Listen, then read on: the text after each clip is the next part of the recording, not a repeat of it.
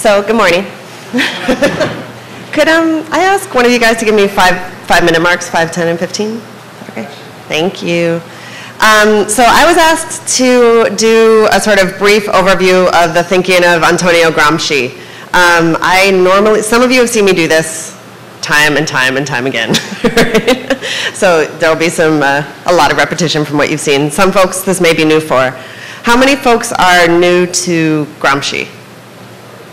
Okay. And how many people have heard of him? How many people have read him? Okay, great, thanks. So this is 15 minutes. This is the overview. It's going to be quick. It's going to be broad. Forgive me for anybody that's interested in a particularly in-depth reading of him. One of the ways that I often try to help folks understand Gramsci and his role is that he is an intellectual, right? He's a writer, so we've read him, but first and foremost, he was an organizer. And he was a communist leader in the 1920s in Italy, right? So he was a contemporary of Lenin, of Trotsky, of Rosa Luxemburg, of that wave of revolutions in Europe, right? And so he was engaged in a series of dialogues with his contemporaries, right? And he's responding to, his writing was a response both to the international development of the struggle and largely, in that case, a response to the way that the Leninist idea of the socialist revolution was getting institutionalized in the international communist movement. And so what he does is he builds on Lenin's theory of revolution, but advances it. And particularly, he advances it for his context. The Russian Revolution, which at that point was a really defining, obviously, right? So the world's first socialist revolution defined how people thought about socialist revolution. Now, Russia was a peasant nation, right? And that's different from Italy, which was more like an industrial nation at the time. And so what Gramsci was doing was building on Lenin's theories, which worked in a peasant nation, and trying to apply them to an advanced capitalist nation. And in particular, he was struggling with the fact that they had built a really powerful socialist movement in Italy that had started the process of taking power, and in particular in Turin, the workers had occupied the factories. And then over time, they actually gave them up and gave them back. And within 10 years, maybe even shorter, like 5 years, there was fascism in Italy. And Gramsci, who had been the leader of the Communist Party and a member of parliament in Italy, was in jail, right? And that's where he wrote the prison notebooks, which is what most of us have read, reflecting on why the revolution in Italy had failed. Why did it work in Russia? Why did it fail in Italy? Okay? So what I'm going to try to do to really quickly go through Gramsci's thinking and try to pull out a little bit about the role of culture and the role of the organic intellectual is build on what he expanded about Lenin's theory of revolution. Okay? So a lot of what Lenin talked about, a lot of it's captured in the book State and Revolution and in What is to be Done. So real quickly, Lenin focused, if he talked about the state and revolution, that the state is the central target of revolutionary struggle because that's how the capitalist class is defended, right? There's rich people that got money, poor people could come and take that money, there's a state to stop them, right? Real basic. And what's one of the main ways the state uses to stop poor people from taking rich people's money? Police, right? Police, armies, force, right? And so what that means is that the ruling class rules primarily through force and through domination. And so therefore, revolutionaries need to engage in a frontal struggle against the state, an insurrection, right, to overthrow that state. What Gramsci used to describe that term was a war of maneuver, sort of a crisis-based struggle where the working class and revolutionary forces engage in a frontal war of movement, a war of maneuver to overthrow the state, right? So this is what was really the framework of Lenin's thinking, state and revolution, yeah? Gramsci doesn't reject this, but Gramsci builds on it because he says all of this is true, right? In Italy, all of this is true. In England, in France, in the United States, all of this is true, but there's more things happening. They build a more complex method of ruling in industrial nations, right? That's not just about violence. So he expands on the idea that the state is how the ruling class rules to say it's the state and what we call civil society. I always want to ask, I want to do the interactive thing, but it's a short amount of time, so I apologize. So civil society is that realm that is not government and not the economy, theoretically, right? Is the realm of voluntary self-organization and participation. So media,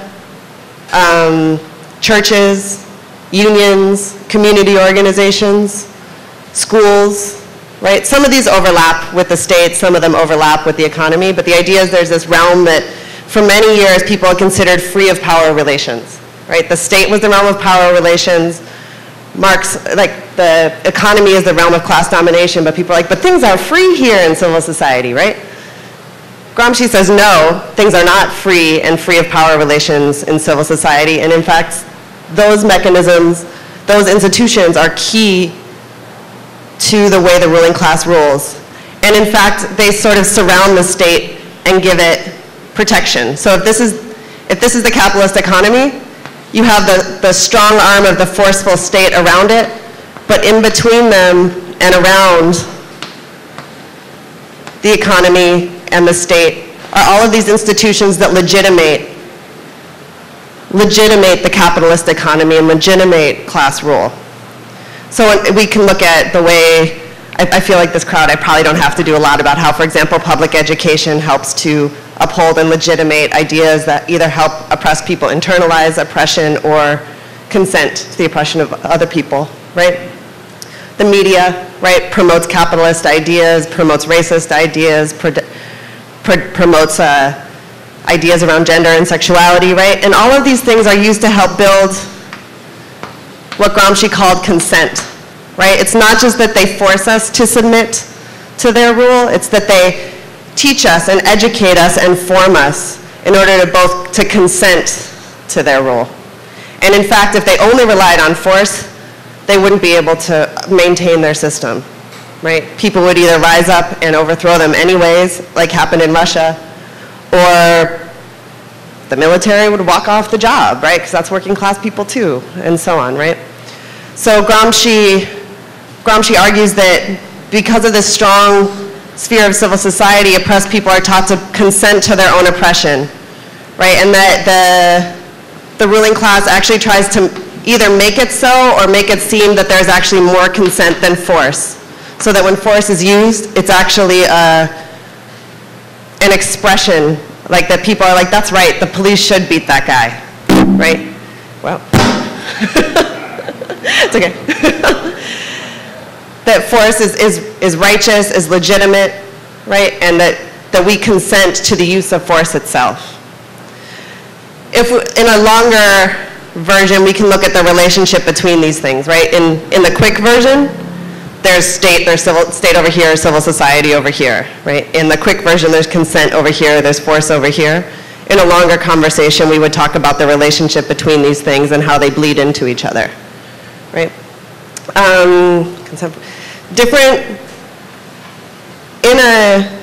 In a system that's based on this method of rule, different parts of the working class or oppressed classes experience different degrees of consent versus force, right? So the white middle class in the United States gets more benefits from the system, right? Is more legitimated, tends to be ruled more through consent than through force, where working class, Black and Latino communities tend to experience a much higher degree of force relative to the amount of consent.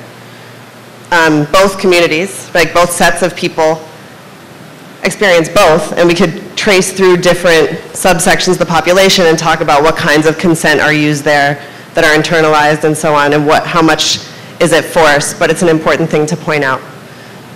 Now, this method of rule where force and consent are the method of rule and where consent is seen to be greater than the amount of force, Gramsci expands on this idea of class domination under capitalism to say that the ruling class does not just dominate, it rules through what we call hegemony.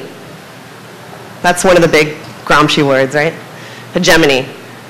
And the idea of hegemony is this, right, that they rule through force and they rule through consent and the realm of ideas in particular.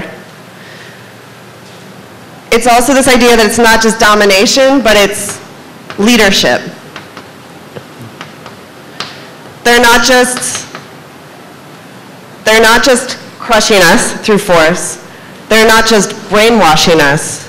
They're leading us in a particular direction and engaging us in active participation in their system.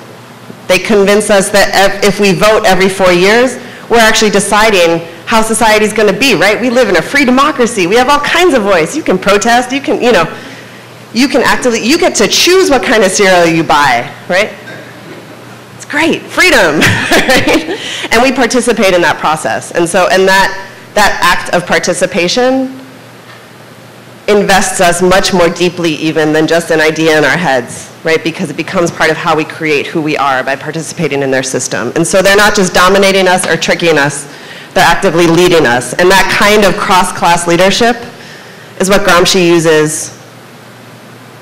That's his understanding of what hegemony is a class leading a range of other classes in society more broadly, usually using some combination of force and consent. So what that means for Gramsci, if that's how the ruling class rules in advanced capitalism, then we can't apply a strategy that only looks at this half of the equation if we're going to be effective revolutionaries, right? You can't be like, okay, well, everybody's bought into the system, people are actively participating in it, folks see it as legitimate, in fact, they see the force as legitimate, but we're going to just run up on the state anyways and throw it over. That's not going to work, right? You're not going to be able to actually build a mass movement of people that's going to go with you, and if you're actually a revolutionary, in my opinion, you believe in the masses of people actually leading a revolutionary movement and participating in it. So you're not going to win masses over, and even if you did win for a second, Gramsci would argue that you would actually lose it over the long run, that the insidiousness of these ideas would play out in the new society. So he argues that we can't just have a war of movement, a war of motion, an insurrection to overthrow the state. Instead, we need to engage in a long, slow period of building the groundwork for the revolutionary struggle, which Gramsci calls the war of position. Because it's not a rapid movement. It's a war grounded in the time and place where we are, long, slow, steady work to build a new basis in society. And in particular, that work is often done in the realm of civil society, in the realm of ideas and culture, right, to produce a new way of us seeing ourselves and each other and the nature of the system. So they have schools and media that teach us to consent to their system. We need schools and media that promote a different way of thinking, being, and so on. We need different ways of thinking about health systems. We need different ways to teach community organizations to teach us different ways to relate and self-govern. Not just because we want little safe spaces from capitalism, but because that work lays the groundwork, both the consciousness and the capacity of the working class and oppressed classes to actually move into an eventual war of position to overthrow what Gramsci still thought was important, which is the forceful arm of the state, right? So he wasn't saying if we just build enough media, people's media institutions, some schools, and a music production company, that's the revolution, right? He's saying that's necessary work to lay the groundwork for a revolutionary movement that also has a capacity to overthrow the state in the long run. And then luckily when what I think is a really powerful story, once you do overthrow the capitalist state, you have the capacity to run society afterwards, yeah? So it solves a lot of the problems of the sort of Leninist dilemma for the advanced capitalist nations, right? The other thing it does is it highlights the importance of culture. I just said, right, Gramsci says that's not enough, but he says it's crucial, right? So the rest of the panel is going to be talking about the centrality of culture, the war of ideas as part of the revolutionary struggle. It also highlights the role of intellectuals in a movement. And Gramsci challenged some of the ways that people in the world and leftists at that time talked about intellectuals. And he said that if this is the struggle, if the struggle is in the realm of civil society, if the struggle is in the realm of consent and ideas, intellectuals are going to be important. But there's two kinds of intellectuals that are going to be important. Traditional intellectuals and organic intellectuals. Now, traditional intellectuals, he was not one, often in the movement will be like an intellectual, forget them, right? Forget traditional intellectuals, forget academics, right? Gramsci thought that traditional intellectuals were important, and that was people who were in formal sort of educational institutions, playing a formal, recognized role, and often dealing in a more sort of abstract realm. An organic intellectual, people have interpreted Gramsci's definition of this in two ways. The easy way to say it is a working class intellectual, right? That there are intellectuals among the people who come out of the struggle and play an intellectual role in the movement. That's the sort of quick and dirty way to say it. I think a deeper and more accurate way to say it is intellectuals who are immersed in a working class struggle who play an organizing role. So in ways, the organic is a reference to the political role, that they're helping intellectuals who are immersed in a struggle and helping that class, that sector of people, develop an understanding of itself and build a different counter-hegemonic sense, right? People who aren't just a good organizer on the ground, right, but a good organizer, say, I work with domestic workers a lot, so an organizer of domestic workers who helps people to understand the nature, the way their work fits into the reorganization of gender and race in this nation, and the flows of global capital, and the nature, why state protections in the United States are set up against domestic workers in particular, right? And the level of struggles it would take to transform conditions for those workers, but also for the entire working class, right? So not just any organizer, but an organizer who promotes a much bigger strategic view of the process, helps the working class, in Gramsci's frame, to understand itself as a revolutionary class. There's a lot more to do. How much time do I have? 1 minute. The one last thing I would say, this is really questionable to do in a minute. Okay, 2 minutes. And staring at the board for 30 seconds is a good way to use that time. The one other thing that Gramsci did, I'll just do this real quick, is he was reflecting back on what happened in Italy. He did a lot of looking at the bourgeois democratic revolutions that led to the formation of capitalism in Europe, and he compared Italy and France. And he argued that France did a much better and more thorough job of its democratic revolution to overthrow the kings and queens and to set up a capitalist democracy. And he sort of investigated what the French capitalists did to make that happen.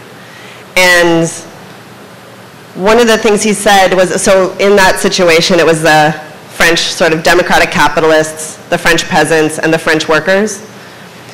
And he looked at what the French capitalists did that allowed them to actually mobilize the workers and the peasants in an authentic and deep way in the revolutionary struggle, and therefore to invest them in the process of national construction after the French Revolution. And what he saw was that they did a few things. And the reason I'm raising that is because this idea of counter-hegemony, or hegemony is not just a bad thing to Gramsci. Hegemony is also how the working class, the oppressed classes, the revolutionary forces need to organize. We need to see ourselves as leading multiple classes in a struggle for a new society, right? It's not just you find the most oppressed people and you go up against the state. It's going to take a wide cross-section of people, and that's a political process.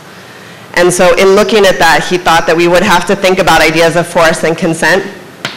But in this realm of consent, he looked at how do you have to consider both the material interests of the other classes you're trying to engage, but also what are the ideas that you need to promote. And in particular, you need to promote a shared identity, a we the people, right? In France, they had the phrase, right, liberté, égalité, fraternité, right? Liberty, equality, fraternity, that spoke not just to the bourgeois capitalists, but to the peasants and to the workers. And he argued that it's a battle of ideas, but in particular, it's a battle of ideas to form a new collective consciousness and a new collective identification. And so I think it's just another layer I wanted to put on this idea that the struggle to Gramsci is a struggle over the war of ideas. But it's not just like our ideas versus your ideas. It's our we versus your we, right?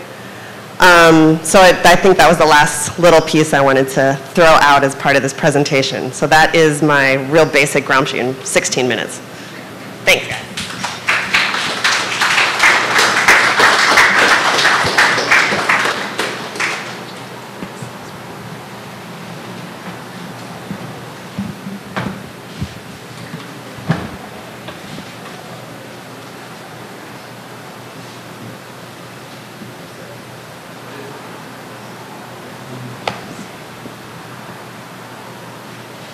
someone timing it? Can you give me a 5-minute? I can do That'd be 5-minute intervals. No, just tell me when there's 5 minutes left and then 1 minute. Cool.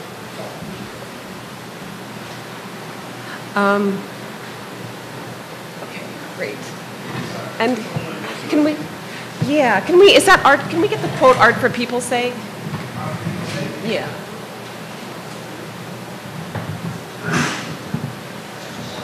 I think it might be right after that. You know what? I can't open up your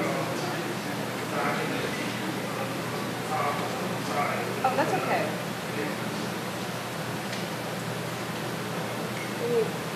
Oh, I see.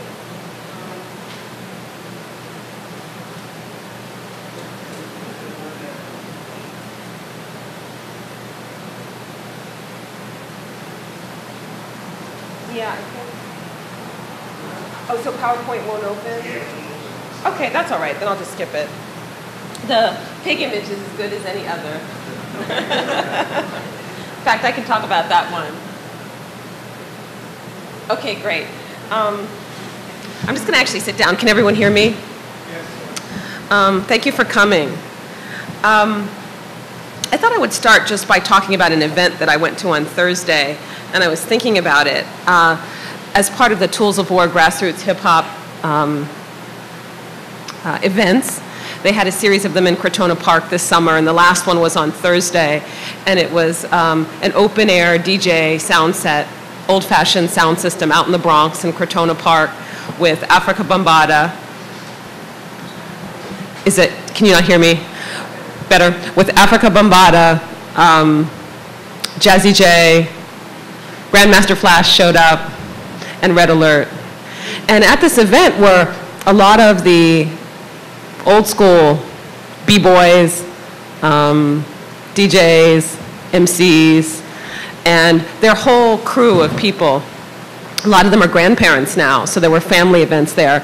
And it was all free and open to the public, right near the corner of Crotona Park East and Charlotte Street, which is now called Suburban, after this area was raised, and then they built single-family homes, I guess in the mid-70s, trying to so-called remedy urban blight.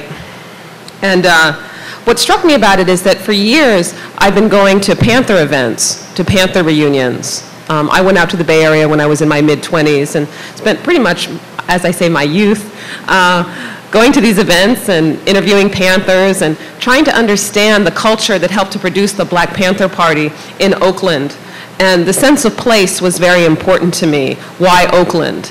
Because it wasn't obvious why Oakland, California would produce such an influential youth movement compared to the megalopolises of, say, New York or Chicago that had historically much larger black populations. But as I was at this event on Thursday, I was struck by how much this event reminded me of the Panther events. And there was just a very deep and profound sense of community. And in many ways, it's very different because a lot of the old savage nomad jackets from the gangs in the Bronx in the 1960s, early 70s, the black spades, a very different type of youth culture than the Panthers. But that deep sense of community is what reminded me of it. It was really how it felt, not so much in terms of a perfect symmetry or similarity in ideas. And so I think an important part of talking about how to use culture and think about the role of culture is the way that it creates deep, deep organic community that flows through kinship networks. You know, families are there, multi-generational families, and people that had in a way created their own social family through music, through this youth culture in the Bronx. So I thought I would just start by talking about that and thinking about that.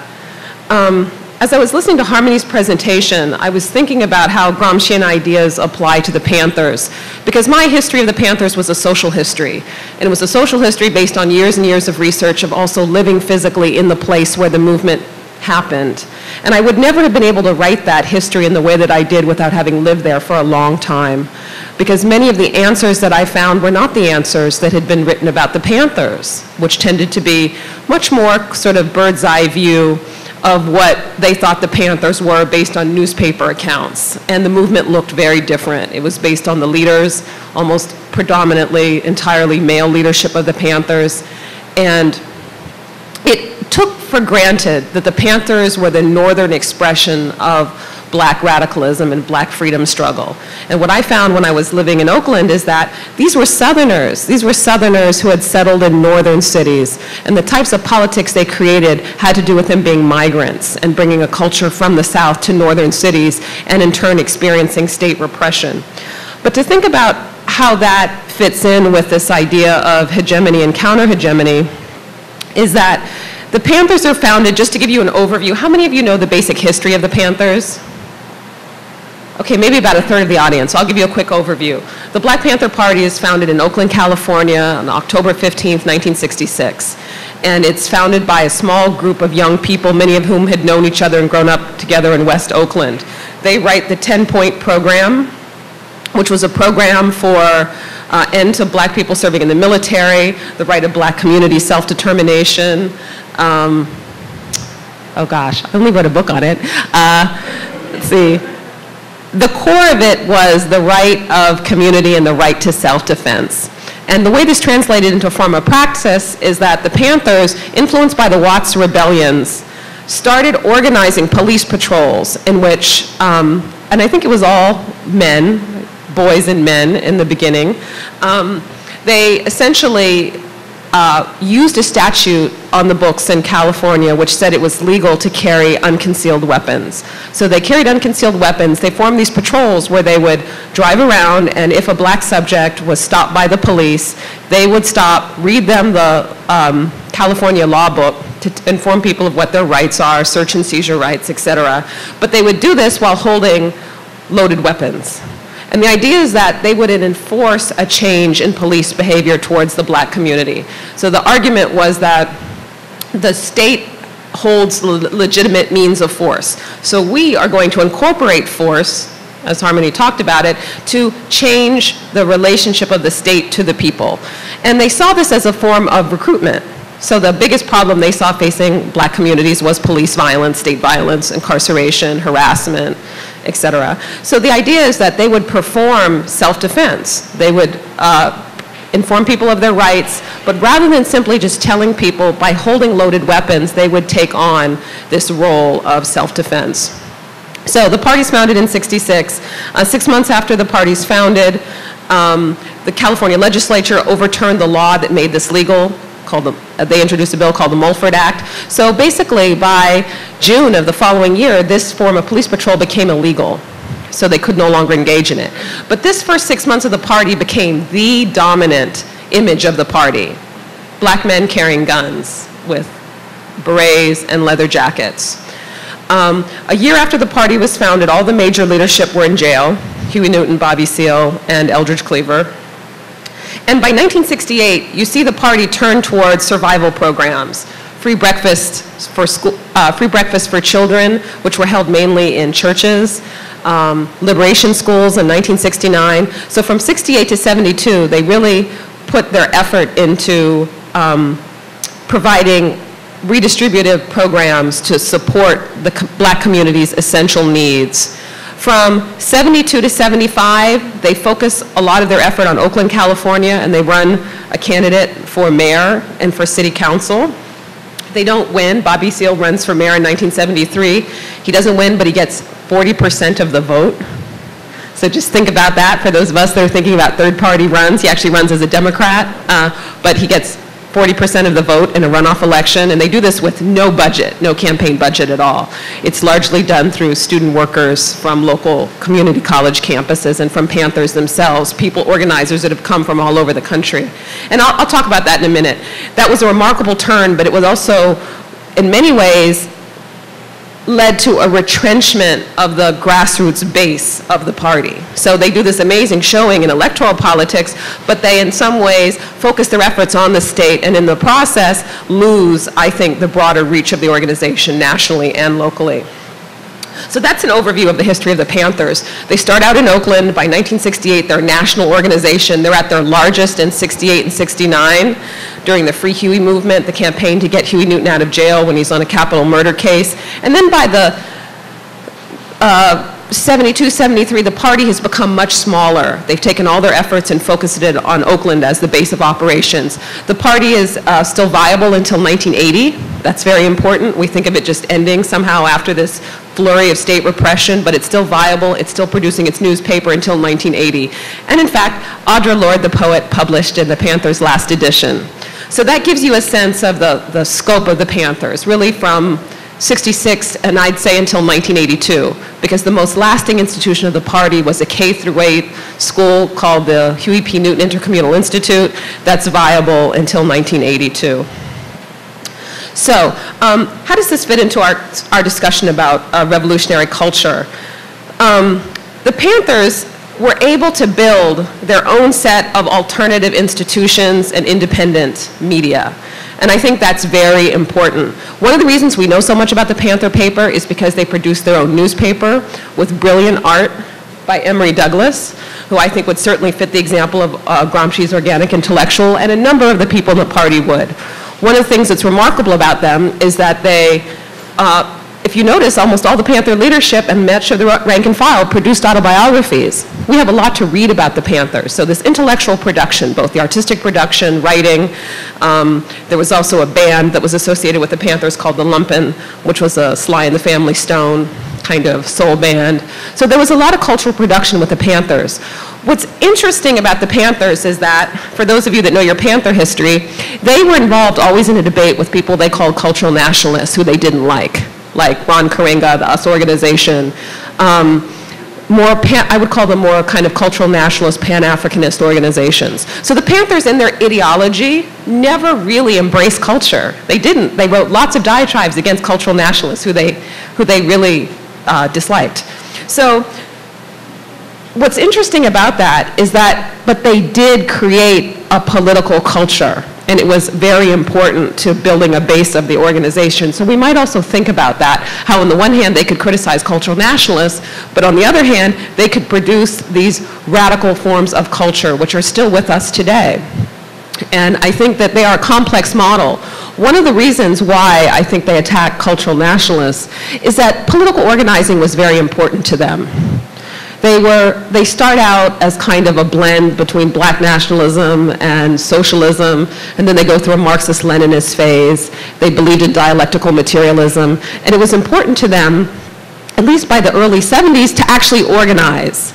And I think that's really important, because one of the things that happens today is that we think that cultural production in and of itself is political organizing. And the Panthers didn't think that. That's important. I want to make that point. They use culture, but they separated that from the question of direct engagement. So there's a portion of the Panthers that harkens back to the Leninist model. They took on the state, right? They had police patrols. They started amassing weapons. And I have a criticism of this in my book, and I talk about it. As a historian, I'm more interested in why. Why did this happen? How did it happen? And telling the story of it. My own assessment of it, in hindsight, is that if you look at how the state infiltrated the party, it infiltrated the party through the armed wing. It just did. That's how it infiltrated the party. And internationally, when you have an above-ground party and you have an underground, that is often how state infiltration occurs. And that's a question of political tactics and strategy, not of morality. So, thank you. So that's something to think about also, about what that relationship is between above-ground politics and armed struggle, which by its nature is illegal and so becomes clandestine. So the Panthers, they use culture, but they don't really embrace it as an ideology. And I think that's one thing that's different than, say, the Panthers, than our contemporary generation, where we have been thoroughly, and I would include myself in this, culture to us has become the site of struggle. But for the Panthers, they use culture, but their focus was on political organizing. And I think that that's something that we need to talk about today, about how these two realms relate to one another. I had a quote from Emory Douglas that I wanted to read to you, which is my favorite statement about, one of my favorite statements about art in general and political art. And it's a piece that he wrote, you can find it on the internet, called Art for People's Sake, and I have a reproduction of it in my book. And basically what he argues is that in order to use art effectively politically, you have to engage commercial forms, because those are the forms that people know. and the kinds of people the Panthers wanted to organize, that commercial art and commercial forms are what is most accessible to poor and working class people. And so his idea is to take these forms, appropriate them, and then insert political content as a way to directly engage ideas. And I think that is a profound idea, and it's something that's worth talking about, what that function of art is. I guess I have a few more minutes, but I thought I would conclude by talking about what I'm researching now and how I see it as relating to the Panthers. I'm currently writing a book on the war on drugs and crack. And the reason I'm doing that is that I see it as the next step after the end of the Panther Party. I was living in Oakland and writing my history of the Panthers in the 1990s at the height of crack and the war on drugs in California. So I felt like I was ground zero in a place that had been a profound site of struggle, and in some ways an even more profound site of state repression. And so it's almost like I was trying to reconstruct this history at a time of this true codification of mass incarceration and of not only the destruction of the movement, of the social movements, but of the kinds of young people in the next generation that supported these movements. So after finishing my book on the Panthers, I was interested in thinking about what happened to the next generation and how were people able to transmit these ideas of the Black Power movement? Because I'm born in that era, you know, at the tail end of the Black Power movement. And it wasn't really until I wrote a book on the Black Panther Party that I learned truly about the Black Power movement. And my parents, in their own way, were sort of radicals. But there hadn't been much transmission of these ideas, of these organizations, of this culture and sensibility. And so a lot of my own education took place actually as I was researching it. And looking at the 1980s, one thing that stands out to me is that one of the first lines of defense against crack were the artists. The people that were able to articulate a critique not only of the war on drugs, which you see in Boogie Down Productions and the Stop the Violence movement, but also local artists like Tyree Guyton in Detroit, who started, he lived in Heidelberg Street in Detroit, and he saw essentially his whole neighborhood being decimated, not just by crack, but all the things that caused the crack epidemic: urban renewal, white flight, state retrenchment, you know, which was leading to the collapse of the inner cities in Detroit. And he decided that he wanted to take all of the things that had been left, these abandoned houses, abandoned things, and then begin to build public art out of them to try to get people to think about abandonment and to restore a sense of community. And he created the Heidelberg Project, which is an amazing, for those of you who has anyone seen it? Has anyone been to Detroit? Yeah, maybe we can talk about that in question and answer period. You know, how do you rebuild community in the face of state abandonment? And there are many other examples of this. Emory Douglas also was producing art in San Francisco during the 1980s and 1990s. So I think that art has a profound role for mobilizing people, even for a group like the Panthers, thank you, that wrote polemics against cultural nationalists. I would say the thing that made them well known, one of the things, because some of it was certainly the spectacular confrontation with state violence that was reported by the mainstream media. So I guess I would say it was their production of their own independent media combined with their ability to try to use mainstream media in order to get publicity. I mean, that's why we know their name. They chose public events that they knew would be covered by domestic and international media. So I'll stop there.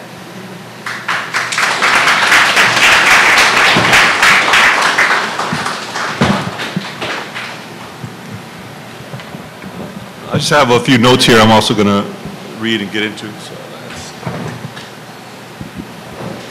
and tie some of these things together, but then again, we're going to open this up at the end for questions, and it's really in that dialogue that we intend to really kind of get to the meat of things. But I guess I just want to begin by addressing two very different contexts of revolutionary culture. An important distinction should be made between a type of culture which informs revolutionary potentialities, which actually parallels what she just described as a war of position, a Gramscian war of position, and a type of culture which is informed by revolutionary praxis, you know, which again could parallel what, you know, what she refers to as the Gramsci's war of maneuver. the failure to distinguish between a culture of revolutionary potentiality and a culture of revolutionary praxis leads to an almost certain dialectical disappointment among those of us who share a more pronounced radical perspective about the current global social historical situation. In other words, you know, there's a culture of revolutionary praxis which is informing a type of culture once things are in action, moving, kind of like the Panthers. They're doing things, and in that, they're creating a culture, you know, as, you know, in motion as they're doing it. But there was also a type of culture which informed the very possibility for there to be a Panthers, which she talks about as far as the culture of black migration from the South to the West and North. And so these are very different distinctions. And I think when we're dealing in today's current situation, and especially piggybacking on the severe state repression that at least radical praxis faced, we're really talking about developing culture of revolutionary potentiality. You know, and again, kind of paralleling just the whole idea of Gramsci's war of position there. And so where does hip hop fall into place with this? And I guess I'm just going to use two kind of seminal moments in which kind of you can see what Gramsci would call the organic intellectual, you know, kind of rise to the occasion within the context of hip hop culture. And this isn't such a clear-cut case. It's always problematic. It's always messy. But again, as Gramsci said, all men are intellectuals. All human beings, rather, are intellectuals. But not every person functions as an intellectual in society. And so let's remember what it was like after 9/11. And, you know, that event took place. It was such a kind of tremendous change that even those who consider themselves leftists, there was somewhat of a silence. I mean, Chomsky ended up breaking that silence, but it was like no one knew what to do at the time. It was very, I remember having discussions with friends. It's like, okay, how do we proceed now? Yes, there's been this, you know, this momentous, tragic event, but then there still needs to be some radical fundamental social change. So how do you address this event? And, you know, there was kind of this fear of, by suggesting the need for radical social change, you'd be grouped in with, you know, and it just bring on more state repression. And so I remember clearly Nas dropped an album in November of that year, that same year, 2 months after 9/11. And this was at a time when most artists, musicians, basically anyone who had the kind of the ear of the public were very, you know, kind of behaved, well behaved. You know, to put it lightly. They didn't want to say anything that was kind of ruffle the feathers of this culture, this society that had just been through such a traumatic event. They didn't want to then invite all forms of repression, be it through boycotts of their product. Who knows? You know, there was just somewhat of artistic silence, especially on the mainstream. And here was Nas in a song. He literally talked about, in one of his lines, he talked about, "I'm a George Bush killer until George Bush kills me." You know, that was one of, you know, and then another song, he's just like, "My country shitted on me. She wants to get rid of me, you know, because of the things I've seen, because of the things I've seen." I mean, these are lyrics. There's no, you know, it's not veiled. It's like literally challenging through, you know, I guess you could say Gramscian war position, the hegemony of this thought, and also creating a space. And I think this is where we talk about a culture of revolutionary potentiality, creating a space where these things can then be addressed again. Because until that moment, at least especially for, you know, just a young black man, you know, everyone was pretty much, they didn't want to say shit. You know, they didn't want to, you know, ruffle any feathers. They didn't want to kind of, you know, stir the pot. It was just like, let's just see what's going to happen, and then maybe once things picks up. But what was it about this culture that Nas is coming from, which I guess to connect with the Panthers and a population that they helped cultivate and reach, the lumpen proletariat population, you know, specifically the black lumpen proletariat population, which again is problematic. There's a lot of issues with it, and the same problematics that the Panthers face is the same thing you can listen to in hip hop music. You know, you could have artists who talk about the glory and beauty of woman, and at the same time you have the most severest forms of misogyny. Me and her talked about that last year about some of those cases. And so it's, you know, this population, you know, which exists on the fringes, which, you know, Marx talked about in the 18th Brumaire. He talked about how Napoleon came to power basically by focusing on this population, which he was actually deriding at the time. He called them the lumpen proletariat, you know, kind of, and he goes through this whole list of who they consisted of, you know, pickpockets. He actually even threw in rioters, you know, in this kind of disenfranchised population. But that's really a lot who really responded and who actually were feeling the brunt of repression at the time, and so who the Panthers reached out to as well. And so this population of this, what I would call black lumpen proletariat population, is actually black and Latino lumpen proletariat population here in New York City in the Bronx, from which hip hop started. And so again, you have to, what is it about that culture, this culture that allows Nas to just feel like he's got a right to just say whatever he wants to say about whoever he wants to say it, and damn the consequences. So what if it's 2 months after the, you know, the 9/11 attacks? You know, and so that's I don't know, that's just something to kind of focus in on as far as a culture of potentiality. He's opening up a space. It's not revolutionary in praxis, but it's revolutionary in opening up a space, opening up potentialities that have a certain type of discourse, certain type of dialogue, which can then be used to counter hegemony. And so, and it's only in this respect that, at least from what I see, the hip-hop culture is revolutionary. It's not revolutionary, you know, just in and of itself. It's only revolutionary, it's only as revolutionary as the MCs who are spitting it, you know, and so it's important to distinguish that. Another moment was what happened after Hurricane Katrina. You know, the tragedy of Katrina, and especially now, we're seeing really the types of savage brutality that was inflicted upon that population. And, you know, what does the state do, or the ruling power elite, to use C. Wright Mills' term, do? They get together a lot of artists, intellectuals, personalities, and they have this real big show of kind of national, warm, loving, apple pie, yellow ribbon, Americana, we're going to get it together, you know, kind of furthering the American exceptionalist narrative, which basically is the type of hegemony we have to deal with here in this country.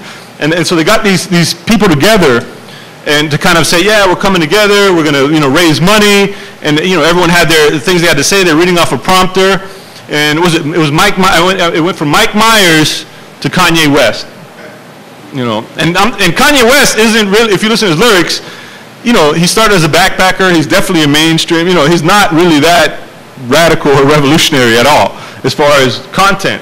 But all of a sudden, he said, you know, fuck it, I'm not going to say what you want me to say, I'm going to go off script, and I'm going to speak about what's really going on based on his own understanding. You know, and so what's this type of culture that empowered him to even think he could do that? What made him think that he could give a middle finger to the establishment you know, a middle finger to established power, as established power is trying to, you know, basically use, they've already been using force, which is only now coming out as far as the type of murder, you know, that was taking place there.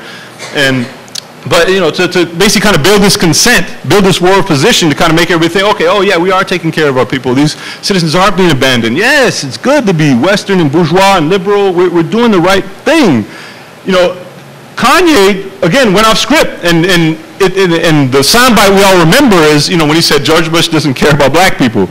You know what I mean? And it was actually a little longer than that, and he kind of got into it more.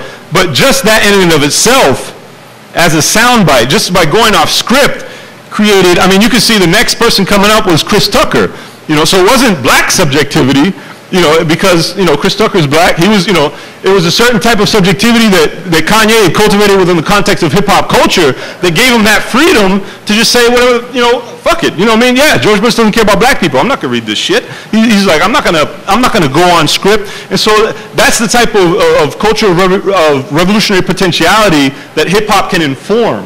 In a sense of, imagine if Kanye was M1, you know, or imagine if Kanye was KRS-One, you know, then he might have, you know, probably given a more thorough critique of what was really going on. But again, just the attitude, the type of subjectivity, the type of, you know, kind of gall to just, you know, and again, and it's almost even the kind of, you know, nihilistic freedom to just go off script. And improvisation, you know, which can be traced back to, you know, to other forms of artistic black expression as well. You know, that's a valuable, you know, that's a valuable contribution to any type of culture that claims to be revolutionary. Because at some point, we are going to have to go off script. At some point, we are going to have to push things to its limit and go beyond the, you know, the established norms of acceptable behavior when it comes to. Please give me 5 minutes. All right. Now, was that 5 minutes to go or 5 minutes? Okay, all right. Let's see.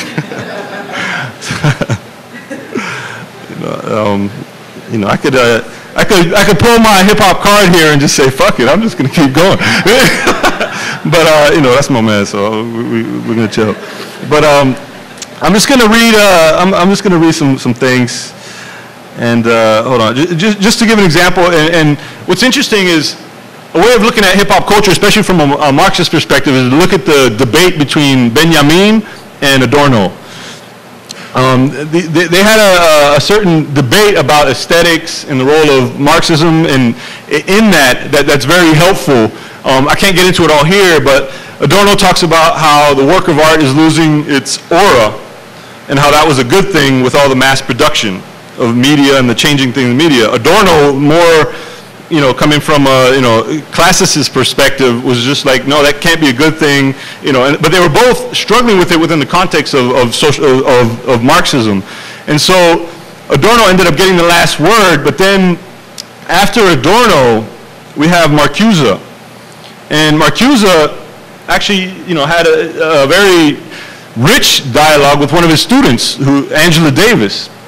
And I always, and when that came, when I realized that, and I did more homework on that whole relationship, it allowed me to really understand why Marcuse was able to take it further than, Benjamin and even Adorno, in the sense of realizing, just the kind of the potentialities of, black culture, because Adorno was even against jazz and saying how it was replicating, and his whole development of the culture industry. Actually, how many people are familiar with Adorno? Let me just, okay, relatively, okay.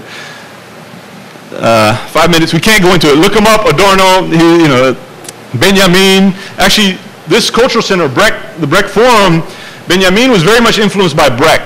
And so he felt that, and Adorno resented, the influence of Brecht on Benjamin, so a lot of his writings are in response to and trying to kind of correct his friend Benjamin from following the Brechtian line of using art to connect with the masses, and the importance of this loss of aura, and how that's a good thing because it allows people to then all of a sudden speak for themselves, and it demystifies the whole art, the whole world of the art, the whole world of this high culture art. But look, I'm just going to read some words first from Gramsci, which kind of speaks to the role of the intellectual.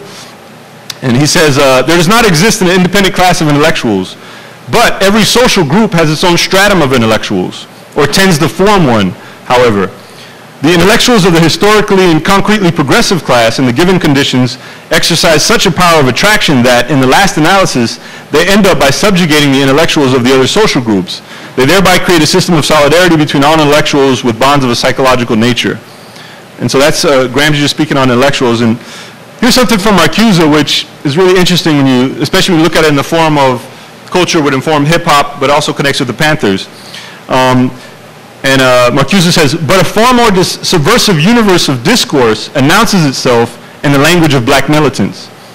Here is a systematic linguistic rebellion which smashes the ideological context in which words are employed and defined and places them in the opposite context, negation of the established one.